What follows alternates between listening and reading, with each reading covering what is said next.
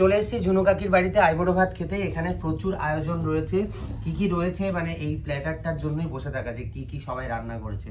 মানে ঝুনু কাকি অসুস্থ, ওনার মানে শরীর খারাপ, উনি অপারেশন করিয়েছেন রিসেন্টলি, বাট তারপরেও মানে কোমরে বেল্ট বেঁধেও এত কিছু রান্নার আয়োজন করেছে। আমরা বলেছিলাম যে তুমি রেস্ট নাও, এখন করতে হবে না, কিন্তু তা উনি শোনেননি, সব আয়োজন করেছে। এখানে কি কি আছে, এই যে রয়েছে ভাত, রয়েছে ফুলকপি ভাজা, রয়েছে পটল ভাজা, কুমড়ো ভাজা, আলু ভাজা, বেগুন ভাজা, আর এখানে রয়েছে এই যে ডাল, এখানে রয়েছে ডাল, আর তারপরে এই যে এখানে রয়েছে পালং শাক।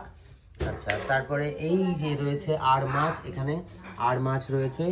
আচ্ছা, এখানে রয়েছে এই যে ফলুই মাছ, এটা যেটা আমি প্রথমে পাবদা মাছ ভেবেছিলাম, কিন্তু এটা হচ্ছে ফলুই মাছ, একদম পাবদার মতোই দেখতে।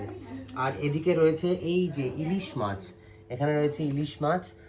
আর হচ্ছে এই যে এখানে রয়েছে মাটন, এই যে এখানে রয়েছে মাটন, গরম গরম মাটন কষা। আর রয়েছে দই, মিষ্টি, পাঁপড়, স্যালাড, মানে একটা বিশাল আয়োজন। আর এই যে ঝুমুকাকি এখনো কোমরে বেল্ট বেঁধে বেঁধে উনি কাজ করে যাচ্ছেন এখনো। তো চলো, প্রচুর আয়োজন হয়েছে, আগে খাওয়া দাওয়া করে নিই, তারপর কথা হবে।